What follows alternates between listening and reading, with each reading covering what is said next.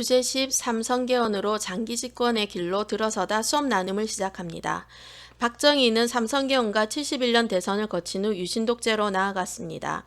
결과적으로 독재체제가 되었지만 이 시기 박정희식의 통치와 경제개발에 반대하며 다른 사회를 지향한 사람들도 있었습니다. 이 주제는 71년 대선의 쟁점을 확인하고 한국 사회의 발전 방향에 대해 토론하는 형태로 수업할 것을 제안합니다. 주제 열기는 국민교육헌장 선포식의 사진입니다. 1960년대 말 북한은 몇 차례 군사 도발을 하였고 박정희는 이를 빌미로 반공태세를 강화하였습니다. 향토 예비군을 창설하였고 교련교육을 강화하였으며 전국의 학생들은 교과서에 실린 국민교육헌장을 한자도 틀리지 않고 외워야 했습니다. 이렇게 안보를 내세워 사회를 통제하였습니다.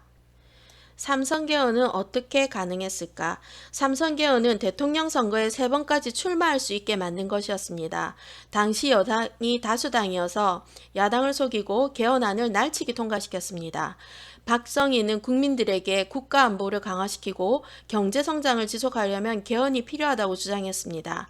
야당과 대학생들은 삼성개헌이 영구집권으로 이어질 것이라고 강하게 반발했지만 흐름을 막을 수는 없었습니다.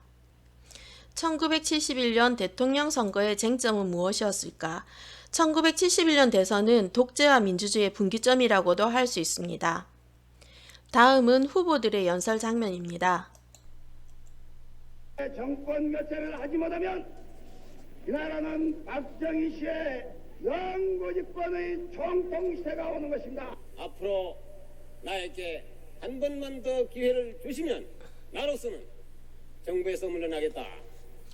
김대중이 장충당 공원에서 30만 명의 지지자들을 모아 연설하자 다음 주에 같은 장소에서 박정희는 더 많은 지지자를 모아서 연설하는 등 치열한 선거가 진행되었습니다.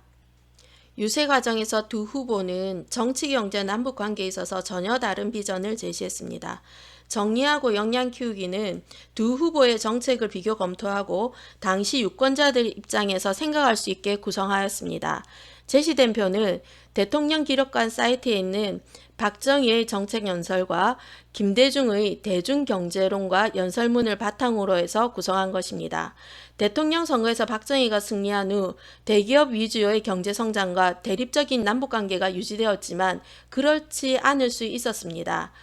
그런 의미에서 김대중의 정책을 한국 발전 방향의 대안으로 검토해 볼 만합니다. 저는 이 주제를 토론식으로 수업을 해보았는데 당시 한국에는 박정희의 정책이 필요했다라고 생각한 학생들도 있었고 김대중의 정책을 지지한 학생들도 있었습니다. 특히 경제정책에 있어서 학생들의 생각은 반반이었습니다. 학생들은 당시의 논쟁을 재현하고 토론하면서 선거와 정책에 대한 민주시민의 자세를 배울 수 있었습니다. 해내메드 한국사 교사용 지도서에는 세다 토론의 방법을 안내한 특별 수업안이 수록되어 있으니 이를 활용해 보는 것도 좋을 것 같습니다. 이상으로 주제 10 수업 나눔을 마칩니다.